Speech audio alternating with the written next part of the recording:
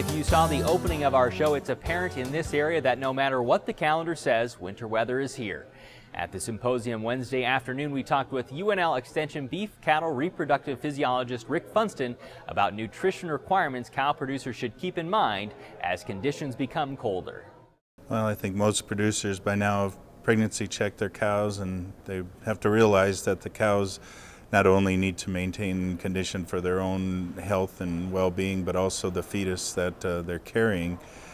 Fetal growth, the majority of fetal growth occurs in the last trimester of gestation.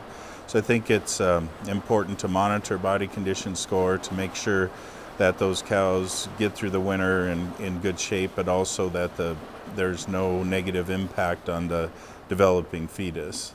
Let's talk about cattle that are maybe out on stocks. Is there a need to supplement or provide additional energy for those kind of animals? So in our northern Great Plains or in through the major cow producing states, producers try to decrease production costs by decreasing the amount of harvested feed. So fortunately in Nebraska we have a lot of corn residue, and winter range is also managed for the grazing period of the cow herd so they don't have to feed harvested feed. And on corn residue, we just completed a study that shows very little benefit of supplementation while that cow's grazing, provided their appropriate stocking rate. Benefit to the cow or to the calf? So actually to both, very little benefit to either if they're appropriate. Again, always understand the stocking rate is proportionate to the bushel yield of the corn. We have some information on our beef.unl.edu website on what that would be based on bushel yield. So we haven't seen a benefit of supplementation even to changing body condition score on corn residue, provided it's available. As part of our fetal programming work, we've also looked at, did it impact those calves that weren't even born yet by supplementing or not supplementing?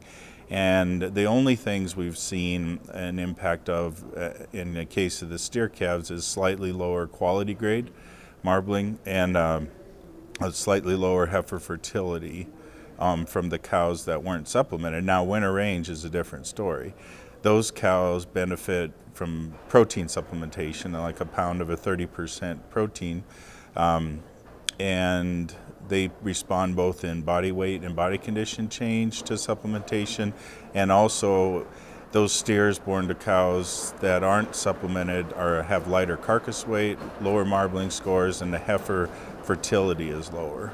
We might be approaching the time where some cow producers might be buying back some replacement heifers or buying replacement heifers to try and build up the herd again. Is there anything you want to note with bringing those cows back into your herd? So both, probably some people are purchasing outside replacement females, but also retaining more of their own because they may be down because of selling out during the drought, and maybe they have better forage supplies. Sure. The big issue is we still have really high feed costs. And what approach we've taken with our research is to look at that heifer as a yearling enterprise and retain more females than are needed for replacements, and run them through kind of similar to a cow, graze winter range or corn residue with about the same supplementation rate, a pound of a 30% protein, which could come in many different forms. And then those heifers would be somewhat green, I guess, coming into the breeding season. We probably want to increase their nutrition plain a little bit before breeding, but probably not over a pound and a quarter, pound and a half a day.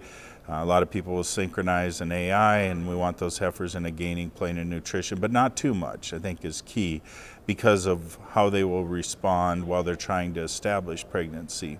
And those heifers, what we've seen is a lot of times people pay a lot of attention to getting a heifer to their breeding target weight, for example, but then they forget about what their response might be when they go to grass, when they are trying to establish pregnancy. And research that we have has shown that that period of early embryonic development, as perceived by plane of nutrition gain, if you will, is very important to pregnancy rate.